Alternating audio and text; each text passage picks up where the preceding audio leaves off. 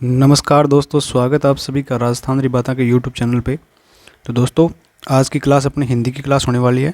और ये क्लास अगर आप राजस्थान में आई हुई जो भर्तियां हैं एसआई की आने वाली है, पटवार की आ चुकी है, पेपर है मई में, वीडियो की भी भर्ती आने वाली है, चतुर्थ श्रेणी की विज्ञप्ति जारी हो, फॉर्म शुरू हो चुके हैं और जेल प्रेड की अब परीक्षा होने वाली है।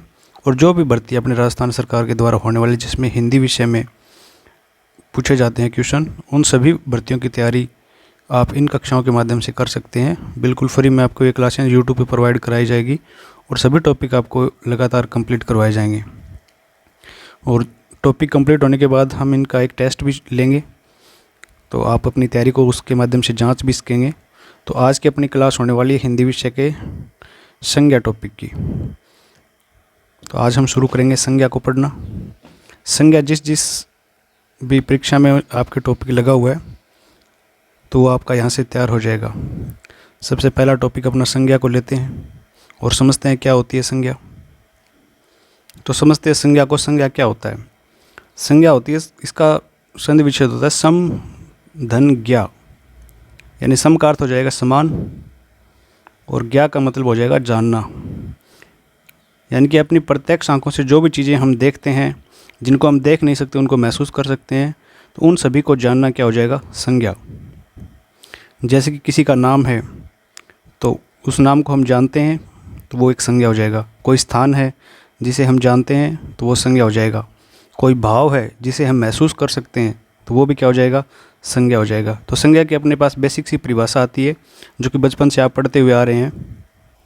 तो ये परिभाषा आप पढ़ते हुए आ रहे हैं बचपन से कि किसी व्यक्ति, वस्तु, स्थान आदि का नाम या उनकी जाति या फिर किसी भाव का बोध करवाने वाले शब्द क्या कहलाते हैं? संज्ञा कहलाते हैं। व्यक्ति का नाम जैसे कोई राम हो गया, श्याम हो गए, ये सारे व्यक्तियों के नाम है। कोई वस्तु हो गई जैसे अपने पास बैग हो गया, पेन हो गया, पेपर हो गया, पुस्तक हो गई, ये सारी वस्तुएं हैं तो इनका नाम भी संज्ञा में आएगा। और स्थान जैसे कि जयपुर हो गया, जोधपुर हो गया, कोटा हो गया, ये सारे स्थानों के नाम हैं तो ये संज्ञा में आएंगे। और उनकी जाति का बोध करवाने वाले या फिर किसी भाव का बोध, जैसे सुख का भाव, दुख का भाव, ये सारे इन भावों का बोध करवाने वाले शब्द क्या कहलाएंगे? संज्ञा कहलाएंगे। अब हम बात करते हैं संज्ञा के भेदों की। संज्ञा के कितने भेद होते हैं? तो संज्ञा के मूल रूप से कितने भेद होते हैं? 3 भेद होते हैं। संज्ञा के भेद कौन कौन से होते हैं? अगर किसी व्यक्ति का नाम आ गया तो वो कौन सी संज्ञा हो जाएगी? व्यक्तिवाचक संज्ञा हो जाएगी। और अगर किसी स्थान का नाम आ गया, जैसे कि किसी व्यक्ति, वस्तु या स्थान का नाम आ गया, तो उस नाम के आधार पर इसको हम कह देंगे व्यक्तिवाचक संज्ञा। और अगर इनकी पूरी जाति का बोध करवाती है तो वो कौन सी संज्ञा हो जाएगी? जातिवाचक संज्ञा हो जाएगी। इसके बाद इनके भाव का बोध अगर हमें करवाती है तो कौन सी संज्ञा हो जाएगी? भाववाचक संज्ञा हो जाएगी। तो ये मुख्य 3 भेद हो गए संज्ञा के। इसके अलावा अगर पूछ लिया जाए कि संज्ञा के कुल कितने भेद होते हैं, तो टोटल संज्ञा के कितने भेद होते हैं? 5 भेद होते हैं, जिनमें 3 तो ये हो गए अपने पास, 2 और कौन से रह गए? जिनमें एक हो गया अपने पास द्रव्यवाचक संज्ञा और एक और हो गया समुदायवाचक संज्ञा।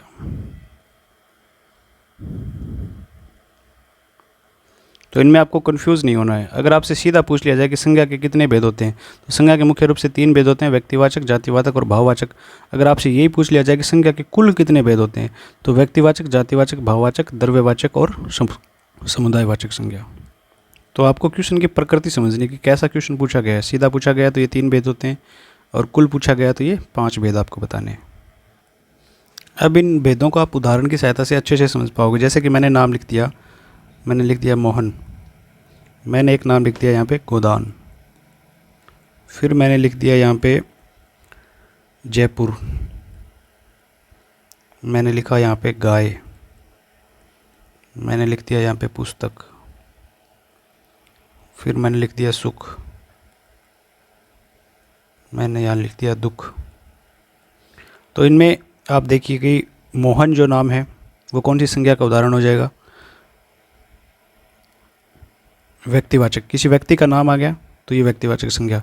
गोदान भी क्या है? एक पुस्तक का नाम है तो ये भी व्यक्तिवाचक संज्ञा हो जाएगा। जयपुर अपने पास आ गया, जयपुर एक स्थान है तो ये भी कौन सा? ये स्थान का नाम है, व्यक्तिवाचक संज्ञा।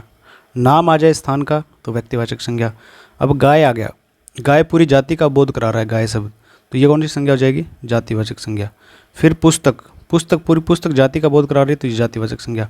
सुख का भाव है, फिर ये दुख का भाव है, तो ये कौन सी संज्ञा हो जाएगी? भाववाचक संज्ञा। तो अब हम चर्चा कर लेते हैं संज्ञा के भेदों की डिटेल से। तो सबसे पहले हम बात करने वाले हैं व्यक्तिवाचक संज्ञा के बारे में। व्यक्तिवाचक संज्ञा क्या होती है हमने पढ़ लिया है, मोटा मोटा आपने बता दिया है कि व्यक्तिवाचक संज्ञा में किसी व्यक्ति, स्थान या वस्तु का, यानी कि किसी व्यक्ति, वस्तु, स्थान आदि के नाम का बोध जो कराएंगे शब्द, आदि के नाम का बोध कराने वाले शब्द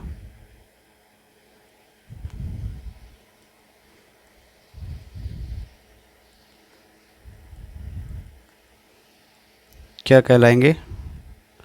व्यक्तिवाचक संज्ञा।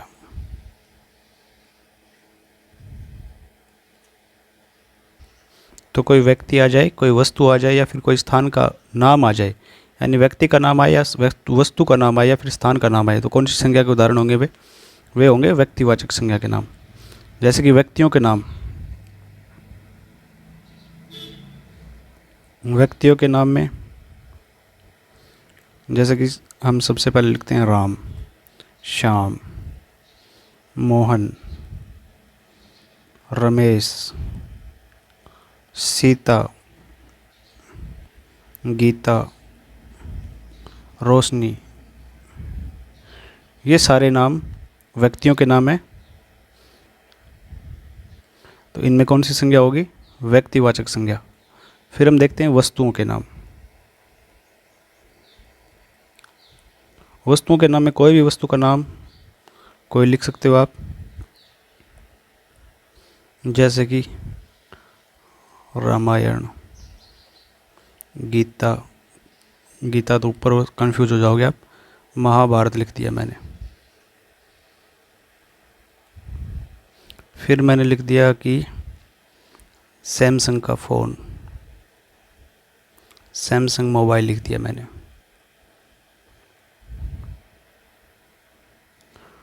फिर मैंने लिख दिया, कौन सा फ़ोन यूज़ करते हो, फ़ोन का नाम लिख लेना। और जैसे कि आप पेन से लिखते हो, रेनॉल्ड के पेन से, रेनॉल्ड का पेन। आपके घरों में भैंस पालते हो, मुर्रा भैंस, गिर गाय।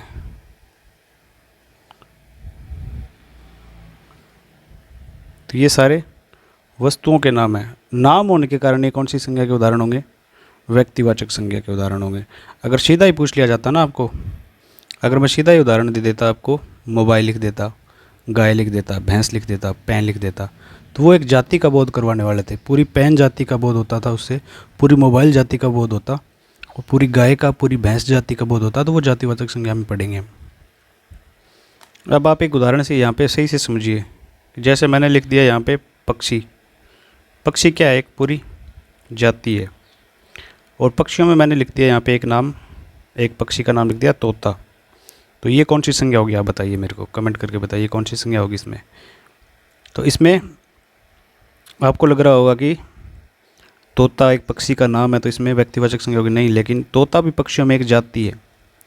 अगर मैं यहाँ पे ऐसा लिखता कि हीरामन तोता, हीरामन तोता, ऐसा मैं नाम लिखता, तो ये व्यक्तिवाचक संज्ञा का उदाहरण होता। लेकिन तोता केवल है, ये जातिवाचक संज्ञा का उदाहरण होगा। इसी प्रकार जैसे गाय, जैसे मैंने गायों में लिख दिया, गाय लिखा, तो ये कौन सी संज्ञा का उदाहरण हो जाएगा? गाय की पूरी जाति का बोध करा रहा है। लेकिन मैं यहाँ पे गाय का एक नाम लिख देता हूँ, राठी गाय। तो राठी गाय में कौन सी संज्ञा होगी? तो राठी गाय में व्यक्तिवाचक संज्ञा होगी। अब आप इसमें कंफ्यूज मत हो जाना कि आप, राठी तो गाय बहुत सारी होती हैं, तो आपने राठी को जातिवाचक क्यों नहीं बताया, आपने तो व्यक्तिवाचक बता दिया। तो इसका एक उदाहरण मैं और दे के समझाता हूँ आपको। जैसे कि मैंने लिख दिया यहाँ पे मनुष्य। तो मनुष्य, मनुष्य कौन सी संज्ञा का उदाहरण है? सीधी सी बात है, जाति का बोध करा रहा है, तो जातिवाचक संज्ञा। मनुष्य में मैंने लिख दिया कि लड़का, लड़का, लड़का भी कौन सी संज्ञा का बोध करवाएगा आपको? जातिवाचक संज्ञा का बोध करवाएगा। लेकिन लड़कों में मैंने नाम लिख दिया कि एक नाम लिख दिया मैंने रोहन, तो रोहन कौन सी संज्ञा का बोध कराता है आपको? व्यक्तिवाचक का। व्यक्तिवाचक का रोहन ने कैसे बोध कराया? रोहन नाम के तो बहुत सारे लड़के हैं, बहुत सारे लड़के हैं रोहन नाम के, तो फिर ये कैसे आपको व्यक्तिवाचक संज्ञा लग रहा है? तो एक व्यक्ति का नाम आ गया ना रोहन, तो ये व्यक्तिवाचक संज्ञा। इसी प्रकार आप समझो कि राठी, राठी गाय तो बहुत सारी होती हैं, आप कह दो कि राठी नस्ल की तो बहुत गाय होती हैं, लेकिन ये कौन सी संज्ञा का उदाहरण है? व्यक्तिवाचक संज्ञा का। नाम विशेष आ गया। लेकिन तोते वाले उदाहरण में आप कंफ्यूज मत हो जाना कि पक्षी में आपने बता दिया कि तोता, तो तोता तो एक पक्षियों की एक जाति, पूरी जाति का बोध करा रहा है, लेकिन इसमें नाम विशेष दिया ना हमने हीरावन, तब जाके व्यक्तिवाचक संज्ञा हुई है इसमें। और ये मनुष्य वाला उदाहरण आप अच्छे से समझ सकते हो, मनुष्य जातिवाचक संज्ञा का उदाहरण है। फिर लड़का जो है वो भी एक जाति है, लड़कों की पूरी जाति का बोध करा रहा है, लेकिन इसमें हमने नाम लिया रोहन। रोहन नाम के तो बहुत सारे लड़के होते हैं, फिर आप कन्फ्यूज हो जाओगे कि ये तो रोहन जातिवाचक होना चाहिए था, लेकिन ये नाम आ गया रोहन का, तो व्यक्तिवाचक संज्ञा का उदाहरण है ये। तो आपको कन्फ्यूज बिल्कुल नहीं होना है इन सब में। नाम को देखना, आपको जाति को देखना कि ये एक नाम विशेष का बोध करा रहा है या फिर पूरी जाति का बोध करवा रहा है। तो इससे आप अच्छे से व्यक्तिवाचक और जातिवाचक संज्ञा में डिफरेंस कर पाओगे। अंतर करने के लिए ये सही तरीका है। जैसे कि मैंने लिख दिया यहाँ पे घोड़ा, तो घोड़ा तो पूरी जाति का बोध करवाता है। फिर मैंने यहाँ पे लिख दिया चेतक घोड़ा, तो चेतक घोड़ा कौन सी संज्ञा हो जाएगी इसमें? व्यक्तिवाचक। तो यही तो उदाहरण पूछे जाते हैं आपको संज्ञा के बारे में। क्वेश्चन जब बनता है तो आपसे पूछा जाता है कौन सी संज्ञा है इसमें। तो इन प्रकार के क्वेश्चंस में आपको कंफ्यूज बिल्कुल नहीं होना है। अगर आपको समझ में नहीं आए तो थोड़ा वीडियो को बैक करके आप आराम से समझो, देखो, फिर आपके दिमाग में बिल्कुल ये क्लियर हो जाएगी ये बात। अब इसके बाद हम बात करते हैं आगे स्थानों के नामों के बारे में। तो स्थानों के नाम दिए हो तो कौन सी संज्ञा होगी? व्यक्तिवाचक संज्ञा। तो स्थानों के नाम लिख दो आप अपने हिसाब से कौन कौन से होंगे। जैसे कि मैंने तो लिख दिया जयपुर, फिर मैंने लिख दिया अपना देश भारत, फिर मैंने लिख दिया राजस्थान,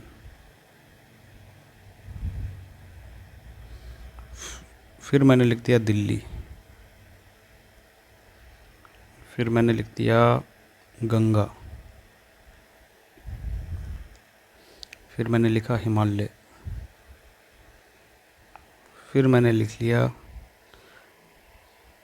राजस्थान, रिबाता,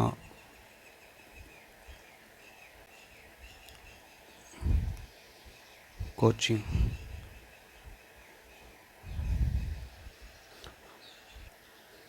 तो ये सारे क्या है? स्थानों के नाम। और इनमें कौन सी संज्ञा हो जाएगी? व्यक्तिवाचक संज्ञा। अगर आपसे पूछ लिया जाए कि अरे भाई कहाँ है तू, तो आप बताते हो यार जयपुर में हूँ, तो स्थान का बोध करा रहा है जयपुर में। अगर कोई फॉरेन से पूछता है कौन से कंट्री के हो आप, तो आप बताते हो भारत के हूँ, तो आप कौन से स्थान के बारे में बता रहे हो? भारत के बारे में, इंडिया के बारे में। तो ये व्यक्तिवाचक संज्ञा हो जाएगी। अगर आपसे पूछ लिया जाए कहीं बाहर गए हो दूसरे स्टेट में, कौन से स्टेट के रहने वाले हो भाई, आप बताते हो भाई राजस्थान का हूँ, तो कौन सा स्थान विशेष के बारे में बता रहे हो आप? तो व्यक्तिवाचक संज्ञा। स्थान का नाम बता रहे हो ना, राजस्थान का। पूछ लिया भाई कहाँ हूँ? दिल्ली, तो ये भी स्थान का नाम है। पूछ लिया भाई कहाँ बैठा है? गंगा किनारे बैठा हूँ भाई, तो गंगा किनारे बैठा है, तो ये भी स्थान का नाम है ना गंगा का। कहाँ पे है? हिमालय पर्वत पे हूँ, तो ये भी स्थान का नाम है। कहाँ पढ़ रहा है भाई? राजस्थान रिबाता कोचिंग में पढ़ रहा हूँ भाई, ये भी क्या है? एक स्थान का नाम है। तो ये स्थान के नाम आ गए, तो स्थानों के नाम में कौन सी संज्ञा हो जाएगी? व्यक्तिवाचक संज्ञा। अगर इसके बाद भी आपको थोड़ा बहुत कन्फ्यूज़न है, तो वो कन्फ्यूज़न दूर करने के लिए मैं आपको एक बात बताता हूँ, आप इसको नोट लगा कर लिख लेना कि व्यक्तिवाचक संज्ञा का जो प्रयोग है, व्यक्तिवाचक संज्ञा का प्रयोग ऐसे शब्दों में किया जाता है जो कि एक वचन हो या फिर जिसका बहुवचन नहीं बनता हो। यानी व्यक्तिवाचक संज्ञा का प्रयोग ऐसे शब्दों में किया जाएगा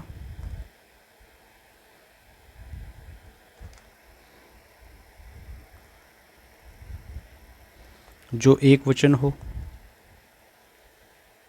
और या फिर जिनका बहुवचन ना बनता हो। एक वचन बहुवचन तो समझते हो ना आप।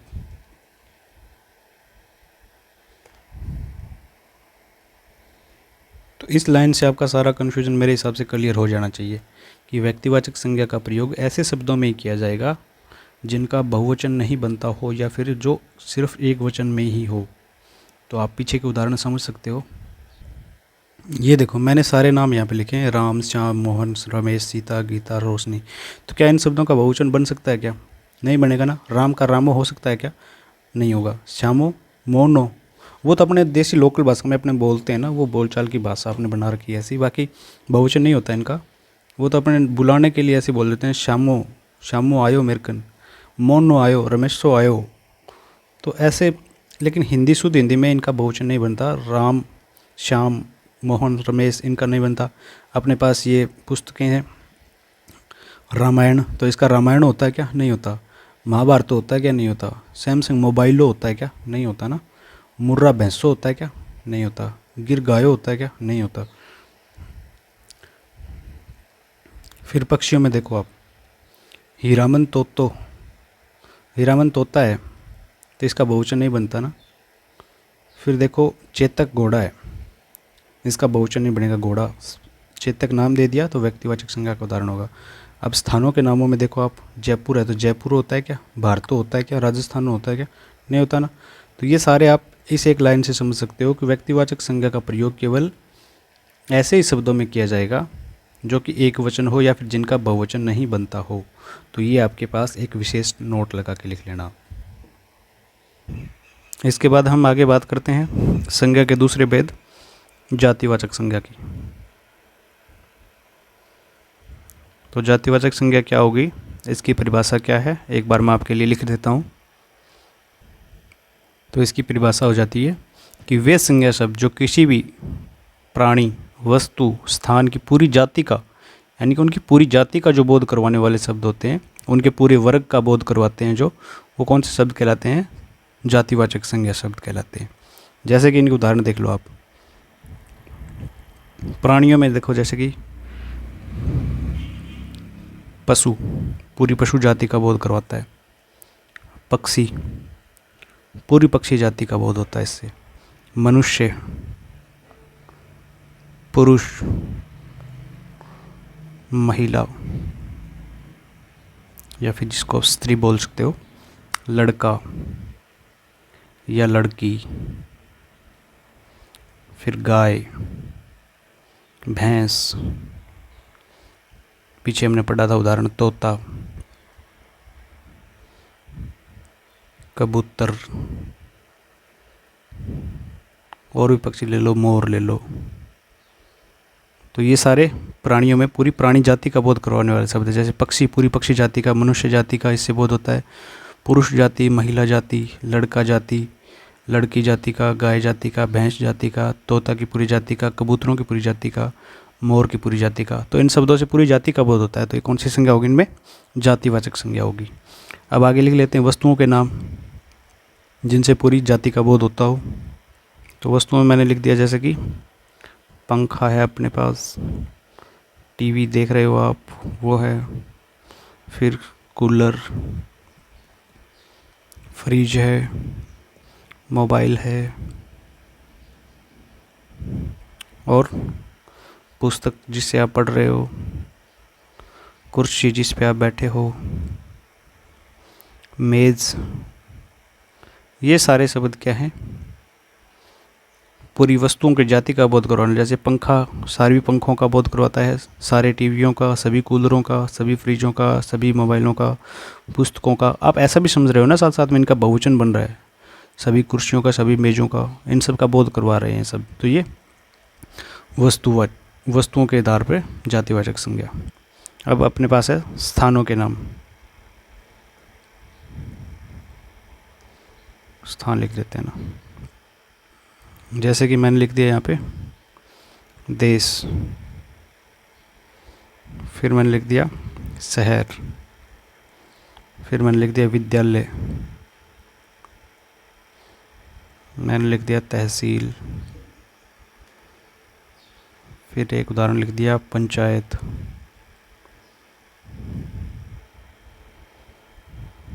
फिर मैंने लिख दिया कोचिंग, फिर मैंने लिख दिया मंदिर, तो ये सारे शब्द एक समूह का बोध करवाने वाले हैं। किसी स्थान पे जैसे देश, देश शब्द एक समूह का बोध करवाता है। शहर भी एक समूह का बोध करवाने वाला शब्द है। विद्यालय भी एक समूह का बोध करवाता है।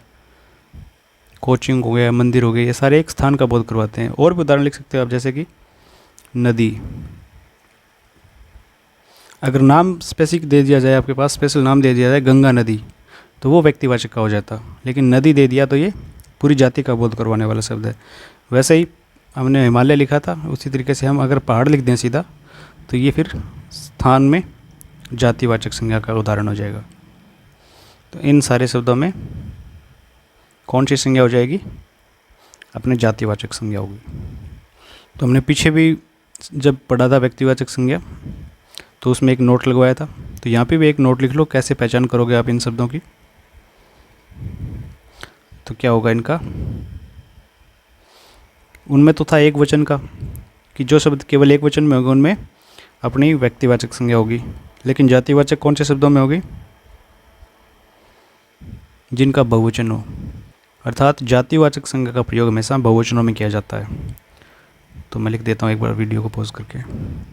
तो ये अपना स्पेशल नोट क्या हो गया कि जातिवाचक संज्ञा का प्रयोग हमेशा बहुवचन में किया जाता है। अर्थात ऐसे एक वचनों में भी किया जाता है जिनका हम बहुवचन बना सकते हैं, यानी जिनका बहुवचन बन सके, ऐसे एक वचनों में भी हम, एक वचन में भी हम कर सकते हैं और बहुवचनों में भी किया जाता है। तो कौन सी संज्ञा होगी इसमें?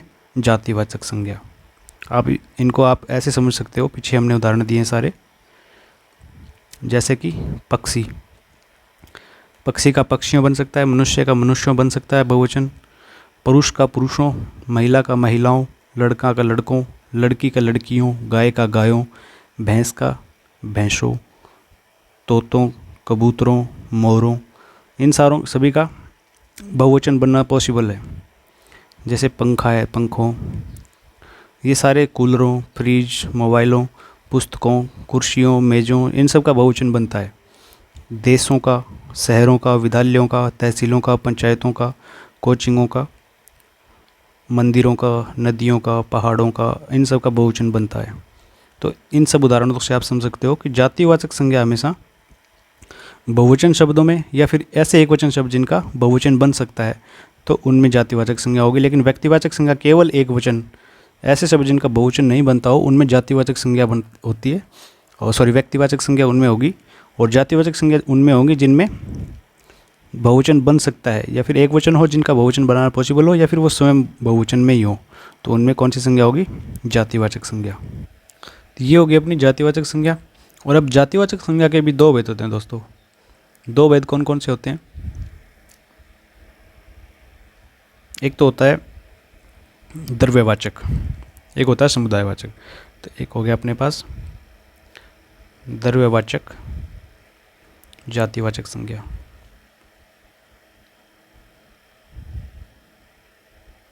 और दूसरा हो गया समुदायवाचक, समुदाय या फिर समूह कह सकते हो आप इसे, समुदाय या समूहवाची, समुदाय या फिर समूहवाचक जातिवाचक संज्ञा। तो ये दो भेद हो गए कौन सी संज्ञा के? जातिवाचक संज्ञा के। तो चलिए इनको भी जानते हैं, क्या होती है द्रव्यवाचक और क्या होती है समुदायवाचक। तो सबसे पहले हम बात करेंगे द्रव्यवाचक जातिवाचक संज्ञा की। तो इसकी सिंपल सी परिभाषा है, जैसा कि इसका नाम है द्रव्यवाचक जातिवाचक संज्ञा, यानी कि वे शब्द जो किसी द्रव्य पदार्थ का बोध करवाते हैं तो वो कौन सी संज्ञा होंगी? द्रव्यवाचक जातिवाचक। एक बार मैं लिख देता हूँ परिभाषा आपके लिए, यानी कि वे संज्ञा शब्द जो किसी भी द्रव्य पदार्थ का बोध करवाते हैं द्रव्यवाचक जातिवाचक संज्ञा कहलाते हैं। इनके उदाहरण भी आप देख लो, जैसे कि सबसे महंगा अपने पास होता है सोना, सोने से भी महंगा डायमंड तो होता है, वो भी द्रव्य के उदाहरण है। सोना, हीरा, चांदी। अब तरल में ले लो, तरल में हो गया जैसे दूध, घी, पानी, तेल, और क्या हो गया तरल में ले लो आप और उदाहरण, डीजल, पेट्रोल,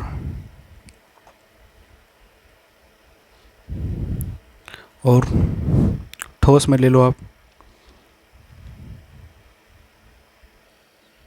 जैसे कि चीनी हो गई, गुड़ हो गया। अब आप बोलोगे सर कोयला लिख दो इसमें, तो कोयले के प्रकार होते हैं कि नहीं होते? कोयले के कई प्रकार होते हैं, तो कोयला सिर्फ जातिवाचक में आएगा, द्रव्यवाचक में नहीं आएगा। तो ये सारे उदाहरण आप हीरा, चांदी, दूध, घी, पानी, तेल, डीजल, पेट्रोल, चीनी, गुड़, ये सारे किस में आएंगे? ये सारे आ जाएंगे द्रव्यवाचक जातिवाचक संज्ञा के। तो ये होगी अपने द्रव्यवाचक जातिवाचक संज्ञा। अब हम बात करेंगे इसके अगले भेद के बारे में, जो कि समुदायवाचक या समूहवाचक जातिवाचक संज्ञा। तो क्या होती है इसका एक बार मैं लिख देता हूँ परिभाषा। जो किसी समूह या समुदाय का बोध करवाए, सीधी सी बात तो यही है। परिभाषा के रूप में हम कैसे लिखेंगे इसको? अर्थात वे संज्ञा शब्द जो किसी भी समुदाय या फिर समूह का बोध करवाते हैं, समुदाय या समूहवाची जातिवाचक संज्ञा शब्द कहलाते हैं। इनके उदाहरण क्या हो जाएंगे? जैसे कि मैंने लिख दिया पुलिस। पुलिस भर्ती की तैयारी कर रहे हो आप, पुलिस कैसा शब्द है? एक समूह का बोध करवाने वाला शब्द है। जैसे कि मैंने लिख दिया सेना, मैंने लिखा दल, फिर मैंने लिख दिया सम्मेलन, फिर मैंने लिख दिया गोष्ठी, जैसे कि टीम या फिर टोली या फिर गुच्छा या फिर जन या फिर गण या फिर लिख दिया ढेर या फिर लोग या जत्था, गिरोह है। ये सारे शब्द क्या हैं? एक जाति का बोध करवाने, एक समुदाय, जातिवाचक में भी एक समुदाय का बोध करवाने वाले सारे शब्द हैं ये। जैसे पुलिस, सभी एक पुलिस दल का समूह होता है। सेना, सेना में भी कई सैनिकों का समूह होता है। दल कई लोगों का समूह होता है। सम्मेलन में बहुत सारे लोग इकट्ठे होते हैं। गोष्ठी, गोष्ठी होती है, एक संगोष्ठी होती है। छोटे स्तर पर लोगों को इकट्ठा किया जाता है तो वो गोष्ठी होती है। बड़े स्तर पर लोगों को इकट्ठा किया जाता है तो वो होती है संगोष्ठी। टीम, टीम भी कई लोगों का समूह होता है। टोली भी समूह होता है एक। गुच्छा, गुच्छा फलों का गुच्छा या फिर चाबियों का गुच्छा, अंगूरों का भी गुच्छा होता है, तो ये भी एक समूह है। जन या गण, ये भी एक लोगों का समूह होता है। ढेर भी किसी वस्तु का ढेर होता है, इकट्ठी की हुई वस्तुओं को ढेर के रूप में इकट्ठा किया जाता है तो वो ढेर होता है। बहुत सारे व्यक्ति इकट्ठे हो जाएं तो उनको लोग कहते हैं। जत्था भी एक समूह होता है। और गिरोह यानी कि जो विद्रोह करते हैं, जो उत्पाद मचाने वाले लोगों का, जिसे हम कह देते हैं अपराधियों का एक समूह होता है गिरोह। तो ये सारे उदाहरण हो जाएंगे समुदायवाचक या समूहवाचक जातिवाचक संज्ञा के। जत्था किनका समूह होता है? सत्याग्रहियों का। तो ऊपर हमने पढ़ी थी द्रव्यवाचक। द्रव्यवाचक में आप कंफ्यूज मत हो जाना कि आपने तो द्रव्य में डीजल पेट्रोल भी लिख दिया, हीरा सोना चांदी ये भी लिख दिया। तो द्रव, द्रव होना एक तो सीधा शब्द होता है द्रव, जिसमें तो सारे तरल पदार्थ आते हैं, और एक होता है ठोस। और तरल और ठोस दोनों को मिलाकर क्या कहा जाता है? द्रव्य। तो इस शब्द में कंफ्यूज मत हो जाना आप, ये द्रव्य में आते हैं ठोस और द्रव दोनों। और द्रव और ठोस अगर अलग अलग बात की जाए तो द्रव में तरल होता है और ठोस में तो ठोस पता ही आपको, कठोर, सोना चांदी वगैरह। और तरल में दूध, घी, पानी, तेल, ये सारे तरल आते हैं। और द्रव्य में ये दोनों ही आ जाते हैं, तो कन्फ्यूज मत होना इनमें। अब इन भेदों से, संज्ञा के इन भेदों से क्वेश्चन कैसे बनते हैं? एक मैं आपको क्वेश्चन देता हूँ, आप बताना क्या होगा सही आंसर इसका।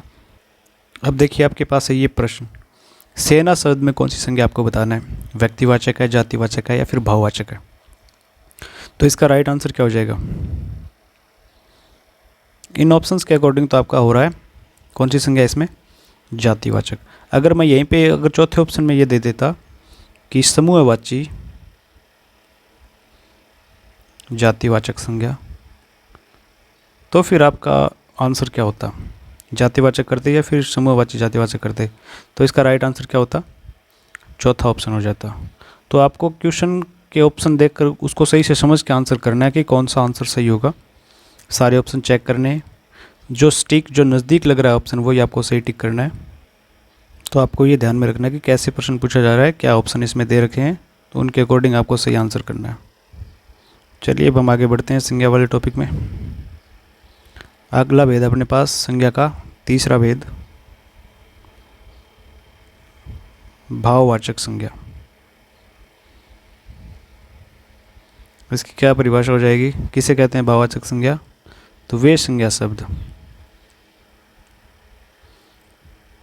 वे संज्ञा शब्द जो किसी भाव के अर्थ का बोध करवाते हैं।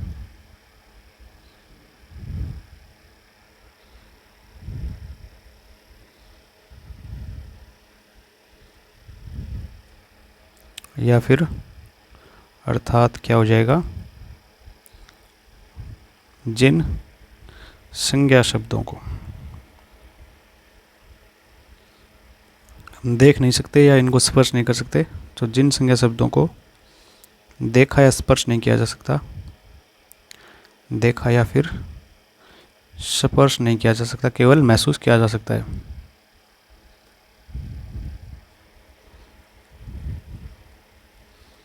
केवल महसूस किया जा सकता है।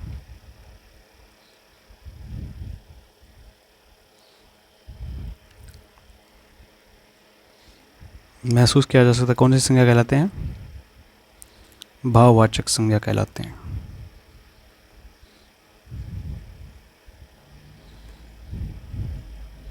इसीलिए मैं पहले परिभाषा लिख देता हूँ ताकि आपका ये 1-2 मिनट का टाइम है ना वो वेस्ट ना हो, इसलिए मैं पॉज कर करके लिख देता हूँ पहले परिभाषा, ताकि आपका थोड़ा टाइम बच जाए। तब इसके उदाहरण क्या क्या हो जाएंगे, जैसे कि सुख हो गया, दुख हो गया, जवानी हो गई, बुढ़ापा हो गया, बचपन हो गया, अमीरी, गरीबी। तो ये सारे उदाहरण कौन सी संज्ञा के हैं? भाववाचक संज्ञा के। सुख को महसूस कर सकते हो, दुख को महसूस कर सकते हो, लेकिन देख नहीं सकते आप। तो ये सारे, किसी की अमीरी को आप देख सकते हो क्या? आप तो कहोगे कि सर हम देख सकते हैं। कैसे देख सकते हो भाई?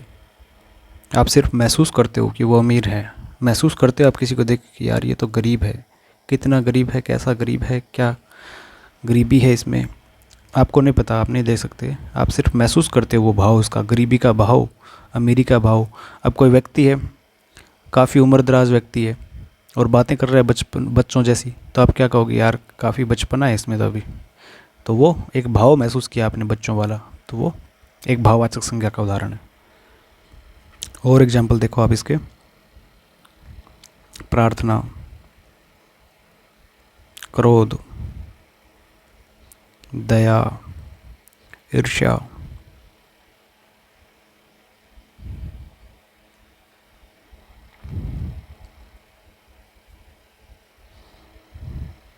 स्नेह का भाव है। तो ये सारे क्या हैं? भाववाचक संज्ञा। ईमानदारी हो गया, बेईमानी, ये सारे उदाहरण हो गए आपके भाववाचक संज्ञा के। तो आप किसी से प्रार्थना कर रहे हो, किसी पे क्रोध कर रहे हो, किसी पे आपको दया आ गई, किसी से आपको ईर्ष्या हो गई, किसी पे आपको स्नेह आ गया, कोई ईमानदार है, कोई बेईमान है, तो आप उनको देख नहीं सकते, आप उनके भाव को महसूस कर सकते हो। तो ये कौन सी संज्ञा है? भाववाचक संज्ञा। अब इसमें भी एक नोट वाली विशेष वाली बात है, कैसे आप पहचानोगे भाववाचक संज्ञाओं को? तो कैसे पहचानोगे आप? तो भाववाचक संज्ञा का प्रयोग हमेशा कैसे होगा? एक वचन के रूप में होगा। अगर आप इसका बहुवचन बना दोगे ना, तो ये कौन सी संज्ञा का रूप ले लेता है? ये ले लेगा जातिवाचक संज्ञा का रूप। तो ये है अपने पास, भाववाचक संज्ञा का प्रयोग हमेशा एक वचन के रूप में ही होता है। अगर आप इसका बहुवचन बनाओगे तो ये जातिवाचक संज्ञा बन जाएगा। जैसे कि मैंने एक वर्ड लिख दिया, एक शब्द लिख दिया अमीर, एक लिख दिया मैंने अमीरी, और एक लिख दिया अमीरों। तो बताओ इनमें कौन सा शब्द, कौन सी संज्ञा है? तो सबसे पहले मैंने जो लिखा है अमीर, तो ये तो संज्ञा ना होकर क्या है? विशेषण शब्द है। और दूसरा अमीरी, अमीरी कौन सी संज्ञा है इसमें? भाववाचक संज्ञा। लेकिन मैंने जैसे ही अमीरों किया, इसको बहुवचन में कन्वर्ट किया, तो ये हो गया अपने जातिवाचक संज्ञा का उदाहरण। तो इससे आप समझ सकते हो भाववाचक संज्ञा हमेशा एक वचन में ही प्रयोग की जाएगी, बहुवचन में प्रयोग करने पर ये जातिवाचक संज्ञा का रूप धारण कर लेती है। अब बात करते हैं, अभी तक आपने पढ़ा, ऐसे सीधे डायरेक्ट क्वेश्चन नहीं पूछे जाएंगे आपसे, तो ये सारी रटी रटाई बातें आपको पता होगी पहले से ही।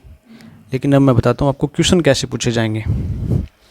तो आप बोलोगे सर इतना टाइम वेस्ट कर दिया, इतनी देर हो गई वीडियो देखते हुए, कोई काम की बात तो आई नहीं। काम की बात है, अगर आपने ये सारा अच्छे से पढ़ा है तभी आप उन क्वेश्चन को सही कर पाओगे। लेकिन क्वेश्चन सीधा एक वर्ड टू वर्ड नहीं पूछा जाएगा, आपको एक सीधा पूरा एक वाक्य देकर उसमें से अंडरलाइन करके पूछा जाएगा कि इसमें कौन सी संज्ञा है, रेखांकित किए गए शब्द में संज्ञा को पहचानिए। ये सारे ऐसे इस प्रकार के क्वेश्चन पूछे जाते हैं। सीधा ही आपको शब्द दे दिया कि जैसे आपको दे दिया अमीरी शब्द में कौन सी संज्ञा, आप बता दो कि भाववाचक संज्ञा, पढ़ा हुआ है, आ गया अपना तो सही हो गया। लेकिन ये तो बच्चों वाला क्वेश्चन हो गया, 6ठी 7वीं 8वीं कक्षा के बच्चों को पूछा जाता है ऐसा क्वेश्चन। तो कंपटीशन में कैसे पूछा जाता है वो मैं बताता हूँ आपको। ऐसे क्वेश्चन पूछा जाएगा आपको, जैसे कि मैंने आपको दिया कि अंजलि हमारे घर की लक्ष्मी है, इसमें कौन सी संज्ञा है। तो आप कहोगे सर ये तो लक्ष्मी नाम है, तो ये नाम है, तो ये हो जाएगी व्यक्तिवाचक संज्ञा, तो व्यक्तिवाचक संज्ञा। लेकिन ये आपका आंसर क्या हो जाएगा, गलत हो जाएगा। क्यों हो जाएगा सर? तो गलत इसलिए हो जाएगा सर कि ये पहले अपने पास दे रखा है व्यक्तिवाचक संज्ञा का नाम अंजलि। तो अंजलि अगर व्यक्तिवाचक संज्ञा का कोई शब्द अन्य किसी व्यक्तिवाचक संज्ञा के शब्द का बोध करवा दे तो उसमें संज्ञा होगी आपके जातिवाचक संज्ञा। कौन सी संज्ञा होगी इसमें? राइट आंसर होगा इसका जातिवाचक संज्ञा। क्योंकि मैंने आपको पहले भी बताया था जब हम पढ़ रहे थे कि व्यक्तिवाचक संज्ञा का शब्द अगर बहुवचन में यूज किया जाता है तो वो कौन सी संज्ञा हो जाएगी उसमें? जातिवाचक संज्ञा। बहुवचन कहाँ हो गया सर? देखो पहले भी दे रखा है नाम अंजलि और इसका ही एक और पर्याय हमें दे रखा है कि लक्ष्मी है। तो दो जगह अगर इसका यूज होगा तो दूसरा शब्द कौन सी संज्ञा होगा? जातिवाचक संज्ञा। तो इसमें राइट आंसर आपका जातिवाचक राइट होगा। गलती से भी व्यक्तिवाचक दोबारा मत कर देना, नहीं तो 1 नंबर खो दोगे आप। तो ये फैक्ट ध्यान में रखना कि व्यक्तिवाचक संज्ञा का कोई शब्द अपने साथ किसी अन्य नाम का बोध करवा दे तो उसमें कौन सी संज्ञा होगी? जातिवाचक संज्ञा होगी। तो ऐसे क्वेश्चन पूछे जाते हैं आपसे। तो ऐसे क्वेश्चन हम आगे और भी पढ़ेंगे, लेकिन अब पहले बात कर लेते हैं संज्ञा की पहचान के कुछ विशेष नियम होते हैं, उन नियमों को हम समझ लेते हैं। तो चलिए समझते हैं क्या नियम होते हैं, कैसे पहचान करेंगे हम संज्ञा की। संज्ञा की पहचान के विशेष नियम, इसमें अपने पास पहला नियम क्या है? तो पहला नियम अपने जो एग्जाम्पल पढ़ा है उसी के आधार पर बना दे। तो ये क्या हो जाएगा कि अगर व्यक्तिवाचक संज्ञा का कोई भी शब्द अपने साथ किसी अन्य नाम का बोध करा दे तो उस नाम में कौन सी संज्ञा होगी? उसमें जातिवाचक संज्ञा होगी। तो मैं लिख देता हूँ आपके लिए एक बार कि व्यक्तिवाचक संज्ञा का कोई भी शब्द अपने साथ अगर अन्य नाम का बोध करवा दे तो उसमें कौन सी संज्ञा होगी? उस नाम में आगे वाले नाम में कौन सी संज्ञा होगी? उसमें संज्ञा होगी जातिवाचक संज्ञा। तब एक एग्जाम्पल और ले लेते हैं ताकि आपको अच्छे से समझ में आ जाए। जैसे मैंने लिख दिया सुमन हमारे गांव की पीटी उषा है। रेखांकित शब्द में संज्ञा बतानी है आपको। तो सुमन और इसकी तुलना की गई है पीटी उषा से। तो हमने ये लिखा है ऊपर कि व्यक्तिवाचक संज्ञा का ये शब्द सुमन है, अपने साथ अन्य नाम पीटी उषा का बोध करा रहा है, तो उस अन्य नाम में कौन सी संज्ञा हो जाएगी? जातिवाचक संज्ञा। तो इसमें कौन सी संज्ञा होगी? जातिवाचक संज्ञा। जैसे एक एग्जाम्पल और देख लो आप, एक बार मैं लिख देता हूँ पॉज करके। जैसे कि विजय दानदेथा को राजस्थान का शेक्सपियर कहा जाता है, तो शेक्सपियर में कौन सी संज्ञा हो जाएगी? अब तो आप अच्छे से पकड़ गए होगे, इसमें हो जाएगी जातिवाचक संज्ञा। और विजय दानदेथा इस शब्द में पूछ लिया जाए तो इसमें होगी व्यक्तिवाचक संज्ञा। एक एग्जाम्पल और लेता हूँ मैं, जैसे कि कालिदास को भारत का शेक्सपियर कहा जाता है। शेक्सपियर वाला तो हो गया, कोई और एग्जाम्पल लेते हैं। जैसे कि अशोक गहलोत को राजस्थान की राजनीति का जादूगर कहा जाता है। नहीं, इस एग्जाम्पल में तो पहले ही जातिवाचक दे। तो देखिए इसमें ये एग्जाम्पल आपके पास, भारत में अनेक जयचंद है। जयचंद में कौन सी संज्ञा हो जाएगी? जातिवाचक संज्ञा। जातिवाचक। जयचंद तो किसी एक व्यक्ति विशेष का नाम है। अगर सीधा पूछ लिया जाए जयचंद इस सेंटेंस के या इस वाक्य के अलावा पूछ लिया जाए तो कौन सी संज्ञा होती है इसमें? व्यक्तिवाचक होती है। लेकिन भारत के सापेक्ष देखकर इसको पूछ लिया गया है, तो कौन सी संज्ञा होगी इसमें? जातिवाचक संज्ञा। चलिए, ये तो काफ़ी एग्जाम्पल हो गए समझने के लिए, आपको 4 एग्जाम्पल हो गए हैं। समझ सकते हो आप कि व्यक्तिवाचक संज्ञा के शब्द के साथ कोई अन्य नाम का बोध हो तो उस नाम में कौन सी संज्ञा होगी? जातिवाचक संज्ञा। अब बढ़ते हैं नेक्स्ट रूल की तरफ। अगला नियम क्या होगा अपने पास? तो देखिए, अपने पास अगला नियम है, जातिवाचक संज्ञा का कोई शब्द जब किसी व्यक्ति विशेष के अर्थ में रूढ़ हो जाए तो वहाँ पे व्यक्तिवाचक संज्ञा होती है। जातिवाचक संज्ञा का कोई शब्द अगर किसी व्यक्ति विशेष के अर्थ में रूढ़ हो जाए तो वहाँ पे कौन सी संज्ञा होगी? व्यक्तिवाचक। रूढ़ का मतलब क्या है? किसी व्यक्ति का अर्थ से चिपक जाए, जैसे कि महात्मा गांधी, तो गांधी शब्द महात्मा गांधी के साथ रूढ़ हो गया। जैसे कि पटेल शब्द सरदार वल्लभ भाई पटेल के साथ रूढ़ शब्द है। वैसे नेताजी बोलते हैं तो सुभाष चंद्र बोस के लिए हम नेताजी शब्द क्या हो गया? रूढ़ शब्द हो गया। चलो, इनको एक एग्जाम्पल की तरफ एक एग्जाम्पल लेकर सही से समझते हैं कि क्या कहना चाहता है ये सेंटेंस। गांधी जी को लेके लिख लेते हैं पहला। तो चलिए, एग्जाम्पल की सहायता से इनको समझते हैं कि गांधी जी ने देश को सत्य और अहिंसा का पाठ पढ़ाया। इसमें गांधी जी में पूछा गया कि कौन सी संज्ञा होगी। तो देखिए, गांधी जी वैसे तो पूरी जाति का बोध करवाने वाला शब्द है, लेकिन ये शब्द किसी व्यक्ति विशेष यानी महात्मा गांधी के साथ रूढ़ शब्द हो गया है, तो ये व्यक्तिवाचक संज्ञा का उदाहरण होगा यहाँ पे। तो इसमें कौन सी संज्ञा हो जाएगी? व्यक्तिवाचक। इसी प्रकार नेक्स्ट एग्जाम्पल में देखिए आप, पटेल जी देश की एकता के सूत्रधार थे। तो पटेल जी में पूछा गया है, तो पटेल जी सरदार वल्लभ भाई पटेल के लिए रूढ़ शब्द है, तो यहाँ पे भी कौन सी संज्ञा हो जाएगी? व्यक्तिवाचक संज्ञा। अगला एग्जाम्पल देखिए आप, नेताजी ने भारत की स्वतंत्रता में बड़ा योगदान दिया। तो नेताजी यहाँ पे सुभाष चंद्र बोस के साथ रूढ़ शब्द यूज में हुआ है, तो रूढ़ शब्द काम में आया है, तो इसमें भी कौन सी संज्ञा हो जाएगी? व्यक्तिवाचक संज्ञा। तो आशा करता हूँ कि ये जो नियम है आपको सही से समझ में आ गया होगा इन उदाहरण की सहायता से, कि जातिवाचक संज्ञा का कोई भी शब्द जब किसी व्यक्ति विशेष के साथ रूढ़ हो जाए तो उस शब्द का वहाँ पे उस शब्द में कौन सी संज्ञा होगी? व्यक्तिवाचक संज्ञा। एक एग्जाम्पल और देख लीजिए आप, जैसे कि तेंदुलकर को क्रिकेट का भगवान कहते हैं।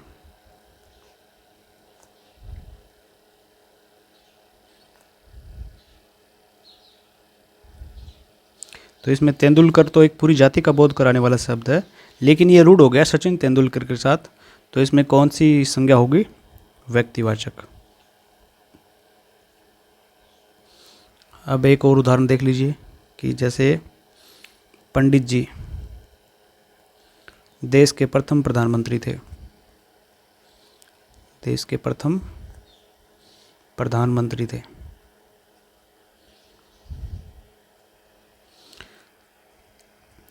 पंडित जी में कौन सी? पंडित जी तो वैसे बहुत सारे पंडित जी होते हैं, लेकिन ये सब जवाहरलाल नेहरू के साथ रूढ़ हो गया, तो इसमें कौन सी संज्ञा होगी? व्यक्तिवाचक।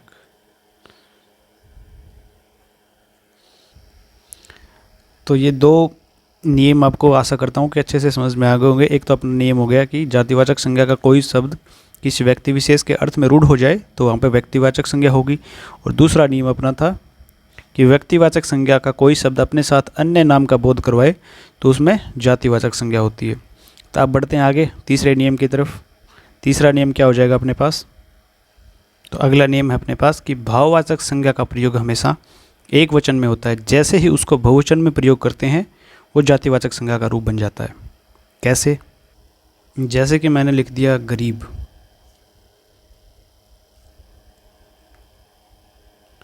एक शब्द मैंने लिख दिया गरीबी, और एक लिख दिया गरीबों। तो गरीब क्या हो जाएगा?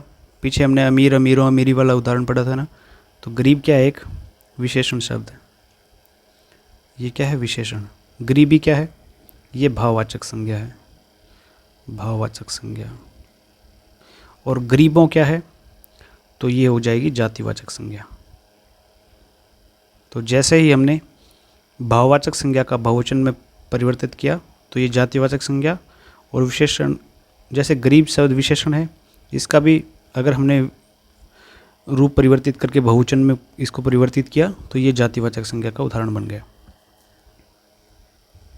वैसे ही एक उदाहरण और देख लेते हैं। जैसे कि मैंने लिख दिया ईमानदार, तो ईमानदार तो क्या हो गया, विशेषण शब्द हो गया, और ईमानदारी क्या होगी, भाववाचक संज्ञा। ईमानदारों क्या हो जाएगा, इसमें जातिवाचक संज्ञा में परिवर्तित हो जाएगा, क्योंकि हमने इसका बहुवचन रूप बना दिया है। तो इससे आप ये समझ सकते हो कि किसी विशेषण को या फिर भाववाचक संज्ञा को अगर बहुवचन में परिवर्तित किया जाए तो वो किसका रूप ले लेता है, जातिवाचक संज्ञा का। तो आप यहाँ पे भाववाचक के साथ विशेषण भी लिख सकते हो। किसी विशेषण या फिर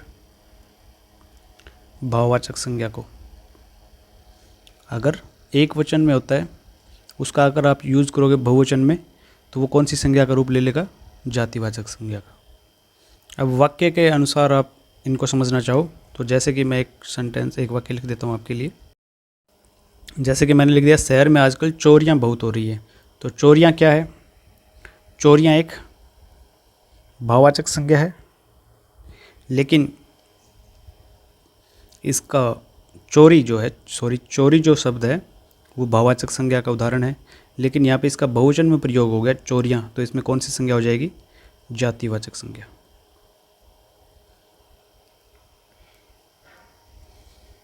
वैसे एक और लिख देता हूँ मैं, उस पर दुखों का पहाड़ टूट पड़ा। तो दुख, सुख, दुख कौन सी संज्ञा के उदाहरण थे, भाववाचक संज्ञा के, लेकिन जैसे इसका बहुवचन में परिवर्तित किया गया तो ये होगी अपने पास जातिवाचक संज्ञा का उदाहरण। एक और देख लो,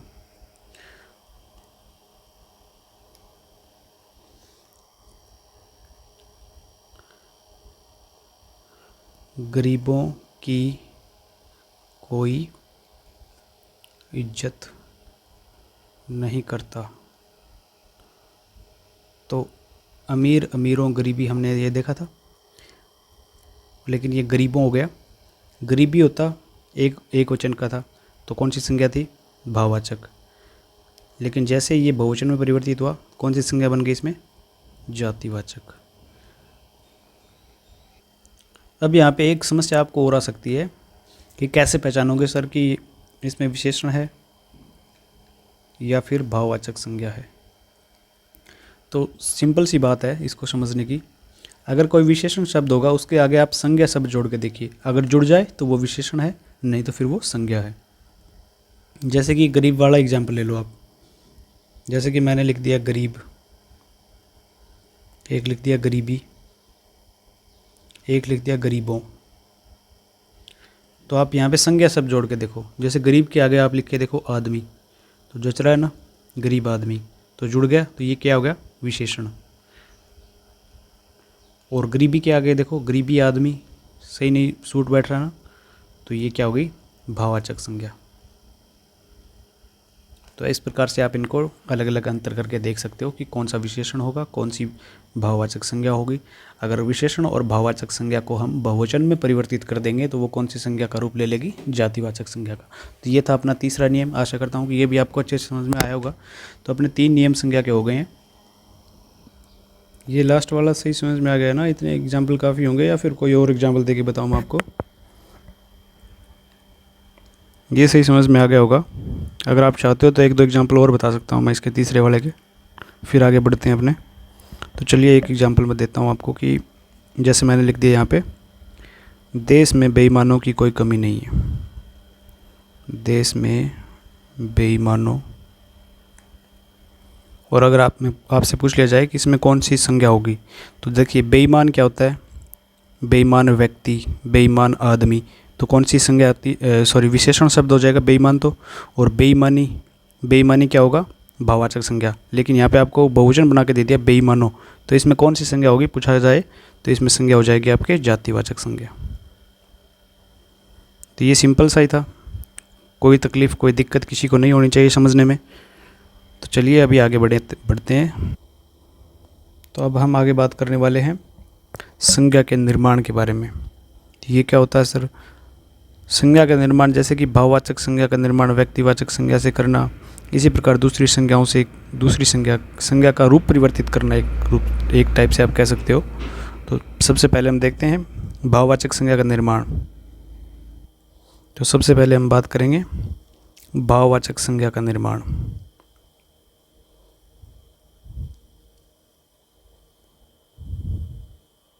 भाववाचक संज्ञा का निर्माण हम किस किस से कर सकते हैं? तो सबसे पहले हम देखेंगे जातिवाचक संज्ञा से भाववाचक संज्ञा का निर्माण करना। अब जातिवाचक संज्ञा से समझना, जैसे कि मैंने ये कॉलम बना दिया, एक तरफ लिखूंगा मैं जातिवाचक संज्ञा के शब्द, एक तरफ लिखूंगा मैं भाववाचक संज्ञा के शब्द जो जातिवाचक से बनने वाले हैं। चलिए देखते हैं। तो मैंने यहाँ पे लिखा, सबसे पहले बच्चा शब्द लिख दिया। बच्चा क्या है? जातिवाचक संज्ञा है, लेकिन इसे भाववाचक बनाएंगे तो क्या बन जाएगा? बचपन। अब मैंने लिख दिया लड़का। लड़का से क्या बन जाएगा? लड़कपन। जैसे कि मैंने लिख दिया शहर, पूरी जाति का बोध कराने वाला शब्द है। फिर मैंने लिख दिया भाव। भाव कैसे बनेगा? तो मैं लिखता हूँ यहाँ पे शहरीय। तो शहरीय क्या हो जाएगा? एक भाव का बोध कराएगा। जैसे कि मैंने गांव लिखा। गांव से क्या बना सकते हो आप? गंवार। गंवार तो क्या हो जाएगा? विशेषण हो जाएगा, लेकिन गंवार पना लिखोगे आप तो ये एक भाववाचक संज्ञा का उदाहरण होगा। अब इनमें आप संज्ञा और विशेषण में पहचान करने वाला मैंने पहले बताया था आपको। इनके आगे आप संज्ञा शब्द जोड़ के देखो। इनके अगर आगे संज्ञा शब्द जुड़ जाता है तो वो क्या होगा? विशेषण शब्द होगा। लेकिन इनके आगे संज्ञा नहीं जुड़ती है, क्योंकि खुद संज्ञा है, तो ये फिर संज्ञा ही रहेंगे। जैसे बच्चा के आगे आप जोड़ोगे तो नहीं जुड़ेगा, बचपन के आगे आप जोड़ोगे तो नहीं जुड़ेगा। लेकिन शहर की जगह शहरीय है ये, इसकी जगह अगर मैं लिखता शहरी तो इसके आगे आप लिख सकते थे शहरी लोग, तो वो शहरी क्या हो जाता? एक विशेषण हो जाता। अब आगे मैं लिखता हूँ, इसमें मनुष्य लिख देता हूँ जैसे। तो मनुष्य से क्या बनेगा? मनुष्यता। मनुष्यता का भाव। जैसे कि मैं लिखता हूँ यहाँ पे मानव, तो इससे क्या बनेगा? मानवता। तो ये हो गया अपना जातिवाचक संज्ञा से भाववाचक संज्ञा का निर्माण। हम पढ़ रहे हैं भाववाचक संज्ञा के निर्माण करने में। तो पहला टाइप हमने पढ़ लिया, जातिवाचक संज्ञा से निर्माण करना। अब देखते हैं दूसरा टाइप, जिसमें हम बनाएंगे सर्वनाम से भाववाचक संज्ञा। तो दूसरे में क्या करेंगे? सर्वनाम से भाववाचक संज्ञा का निर्माण।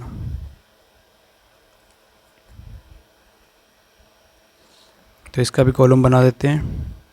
एक साइड लिखता हूँ मैं सर्वनाम शब्द, जैसे कि मैंने लिख दिया अपना। अपना से बन जाएगा अपनापन का भाव, या फिर अपन तो। फिर दूसरा अपने पास लिख देते हैं कि प्राय। प्राय का हो जाएगा प्रायपन। जैसे कि लिख दिया निज, सर्वनाम शब्द है, फिर इसका हो जाएगा निजत्व। जैसे कि मैंने लिख दिया मम। मम का क्या हो जाएगा? ममता, या फिर ममत्व। जैसे मैंने लिखा सर्व, इससे क्या बन जाएगा? सर्वस्व। सर्वस्व। तो ये हो गए सर्वनाम से भाववाचक संज्ञा का निर्माण। अब हम आगे बढ़ते हैं। नंबर 3 पे हम बनाते हैं विशेषण से भाववाचक संज्ञा। विशेषण से भाववाचक संज्ञा।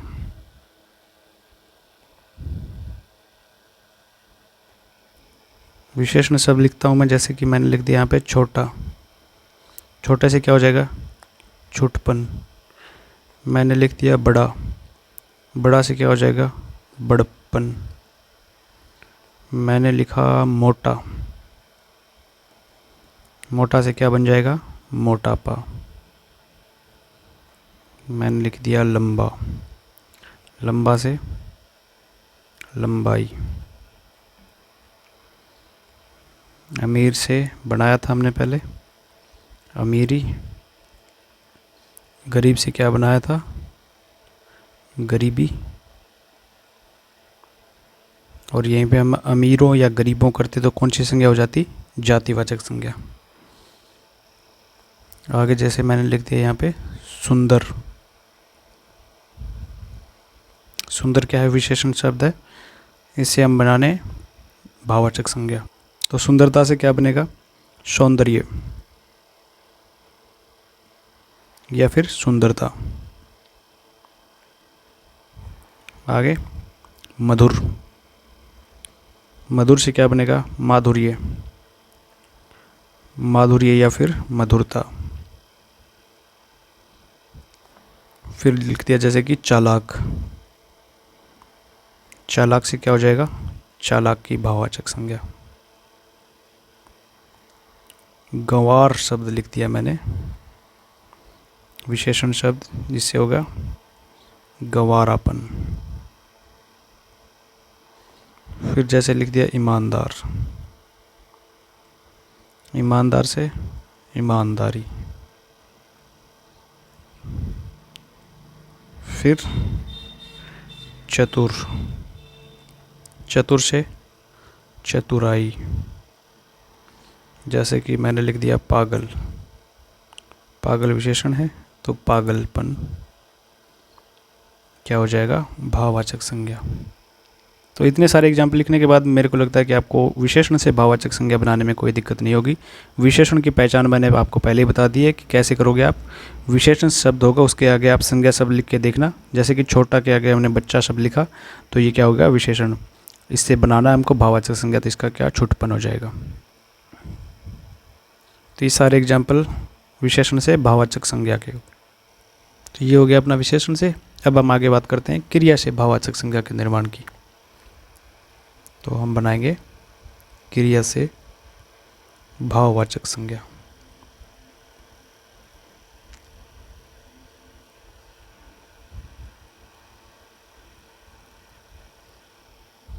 तो क्रिया हमने पढ़ा नहीं, आप पूछोगे सर क्रिया क्या होती है। तो मूल धातु से किसी शब्द का निर्माण करना क्या होता है, क्रिया कहलाता है। जैसे कि मूल धातु है पढ़, इसमें हमने ना प्रत्यय लगा दिया तो क्या बन गया, पढ़ना। तो ये क्या, पढ़ना क्या हो गई, क्रिया। वैसे ही चल क्या आ गया, हमने ना प्रत्यय लगा दिया तो ये होगी चलना। चलना क्या हो गई, एक क्रिया। वैसे सिंपल सी परिभाषा होती है, किसी काम का करना या होना जिस शब्द से जान पड़े वो क्या होता है, क्रिया शब्द होता है। तो क्रिया से हमको बनाना है अभी भाववाचक संज्ञा। कैसे बनेगी, तो मैं यहाँ पे सारी क्रिया शब्द लिख रहा हूँ। जैसे कि पढ़ना, हंसना। जैसे पढ़ने से क्या बनेगा, पढ़ाई। पढ़ाई क्या भाव है, हंसना। हंसना से क्या बनेगा, हंसी। हंसी क्या एक भाव है। वैसे ही और लिखते हैं रोना। रोना से क्या बनेगा, रुलाई। रुलाई क्या एक भाव है। चढ़ना। चढ़ना से क्या होगा, चढ़ाई। चढ़ाई क्या एक भाव है। फिर क्या है, उतरना। उतरना क्या एक क्रिया है और इससे उतराई क्या एक भाव है, भाववाचक संज्ञा। फिर है लड़ना। लड़ना। लड़ना से क्या बनेगा, लड़ाई। लड़ाई क्या एक भाव है। जैसे कि चुनना। चुनना से क्या हो जाएगा, चुनाई। जैसे कि लिखता है घूमना। घूमना से क्या बनेगा, घुमाओ। मुस्कुराना। मुस्कुराना क्रिया है। घबराना भी क्या है, एक क्रिया है। थकना भी क्या है, एक क्रिया है। जोतना भी क्या है, एक क्रिया है। मुस्कुराने से क्या बनेगा अपने पास, मुस्कुराहट।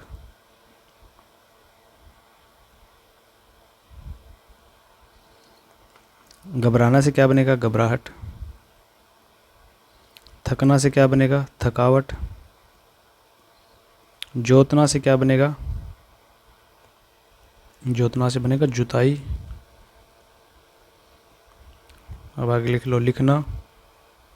लिखना से लिखावट।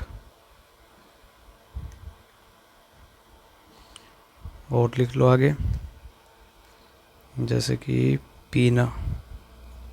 पीना से क्या बनेगा, प्यास। जैसे और एग्जांपल में लिखता हूँ मैं, कमाना। कमाना से क्या बनेगा?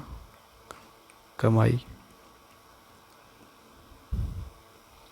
मिलना, मिलना से मेल हो जाएगा, या फिर आप कर सकते हो मिलाप भी हो जाएगा इससे। तो ये सारे अपने पास हो गए क्रिया से भाववाचक संज्ञा के उदाहरण। अब कुछ अव्यय शब्द होते हैं, उनसे भी भाववाचक संज्ञा बनाई जाती है। वो कौन कौन से होते हैं? अव्यय शब्द कौन कौन से हैं? जैसे कि अपने पास हो गया एक तो आगे, पीछे, ऊपर, नीचे, बाहर, भीतर, और क्या हो जाएगा? तो इनमें आगे से क्या बन जाएगा? अगला। पीछे से पिछला। ऊपर से ऊपरी। नीचे से निचला। बाहर से बाहरी। भीतर से भीतरी। अब आपको परीक्षा में क्वेश्चन कैसे पूछा जाएगा? जैसे कि क्वेश्चन पूछ लिया जाए, क्रिया से बनी भाववाचक संज्ञा निम्नलिखित में से नहीं है। पहला हो गया थकावट, दूसरा हो गया मिलावट, तीसरा मुस्कुराहट, चौथा हो गया अड़ियल। तो आपको बताना है क्रिया से बनी भाववाचक संज्ञा नहीं है। तो बताइए कौन सा होगा इसमें?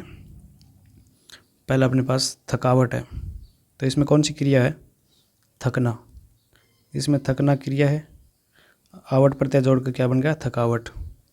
अगला है मिलावट, तो इसमें मिलाना प्लस आवट। अगला है मुस्कुराना, मुस्कुराना प्लस आवट। अगला है अड़ियल, तो इसमें अड़ना प्लस ईयल प्रत्यय जोड़ दिया। तो इसका राइट आंसर क्या होगा? देखिए, इसमें थकना प्लस आवट, ये क्या है? भाव है। इसमें मिलाना प्लस मिलना प्लस आवट, तो ये भी क्या है? एक भाव है। यहाँ पे भी भाव है, यहाँ पर भी भाव है, और ये मुस्कुराना भी क्या है? भाव है। लेकिन आगे अब देखोगे अड़ियल में, तो अड़ना प्लस ईयल। ईयल कौन होगा? कोई व्यक्ति होगा, तो ये क्या हो जाएगा? विशेषण हो जाएगा। अड़ना क्या है? अड़ना कौन है? व्यक्ति। कौन अड़ता है? व्यक्ति। तो इसमें क्या हो जाएगा? ये विशेषण हो जाएगा। ये सारी क्या है पीछे वाली?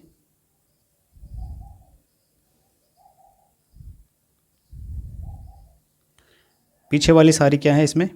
क्रियाएं। थकना क्रिया है, मिलाना क्रिया है, मुस्कुराना क्रिया है, लेकिन अड़ना क्या है? एक भाव है। भाव, सॉरी, ये विशेषण हो जाएगा इसमें अड़ना। तो राइट आंसर क्या हो जाएगा आपका? चौथा ऑप्शन राइट हो जाएगा। तो इस प्रकार से क्वेश्चन पूछे जाते हैं आपको बस चेक करना है क्रिया से बनी है, कौन से विशेषण से बना हुआ शब्द है, या फिर ये संज्ञा से बना है। तो ये सारे चेक करके आपको राइट आंसर देना है। तो इस प्रकार से आपका संज्ञा टॉपिक है वो कंप्लीट हो चुके। अब इसके हम क्वेश्चन करेंगे अगली वीडियो में। तो आपको ये क्लास कैसे लगी? कक्षा काफ़ी लंबी हो गई, लेकिन एक ही क्लास में मैंने ये पूरे टॉपिक को कंप्लीट करवाने की कोशिश की है। अगर आपको ऐसा लगे कि मैंने कुछ धीरे पढ़ाया है, तो आप इसकी स्पीड बढ़ाकर देख लेना। अगर आपको लगे कि मैंने तेज़ पढ़ाया है, तो स्पीड स्लो करके पढ़ लेना। लेकिन आपको समझ में आना ज़रूरी है। और इस तरीके से कोई भी, शायद ही कोई यूट्यूब चैनल पे आपको पूरे इस तरीके से एक ही क्लास में एक टॉपिक को कंप्लीट नहीं करवाएगा। और अपना टेलीग्राम चैनल है, वहाँ पे डेली टारगेट बेस पे डालते हैं अपने डेली की जो अपने चतुर्थ श्रेणी, जेल, प्रहरी, पटवार, इन सब की जो भर्तियाँ हैं, इनके हिसाब से डेली टारगेट डालते हैं। तो आप टेलीग्राम चैनल ज्वाइन करके रखना, वहाँ पे डेली टारगेट मिलेंगे। और हम कोशिश कर रहे हैं अब से कि जो टारगेट डाल रहे हैं उसके नीचे जो वीडियो अपने पास उपलब्ध होगी यूट्यूब पे, उसकी लिंक भी डाल दें, ताकि आपको रिवीजन करने में कोई दिक्कत ना हो। तो वहाँ से आप रिवीजन कर सकोगे और अपनी तैयारी को बेहतर बना सकोगे। अब इसके साथ ही कोशिश ये भी रहेगी कि जो टॉपिक कंप्लीट होता है उसके साथ ही उसके MCQ भी करवा दें, ताकि जिस क्लास से आपने कुछ सीखा है तो आपको अपनी तैयारी जांचने का भी मौका मिल जाए। और आपकी तैयारी बेहतर बने। इसी उम्मीद के साथ आज की वीडियो यहीं पे समाप्त करते हैं। आपको अगर वीडियो अच्छी लगी हो तो इसको लाइक करना, चैनल को अभी तक आपने सब्सक्राइब नहीं किया तो सब्सक्राइब कर लेना। आगे बहुत अच्छा कंटेंट आने वाला है। सभी सब्जेक्ट की हम कोशिश करेंगे कि आपको वीडियो प्रोवाइड कर दें, साथ में टारगेट बेसिस पे उनकी लिंक भी डालते जाएं। तो चैनल को सब्सक्राइब करके रखना और वीडियो के नोटिफिकेशन यानी बेल आइकन दबा के रखना, ताकि जब भी वीडियो डले तो आप तक सूचना पहुँच जाए। तो वीडियो देखने के लिए आपका एक बार फिर से धन्यवाद। जय राजस्थान। मिलते हैं नेक्स्ट वीडियो में, तब तक के लिए धन्यवाद।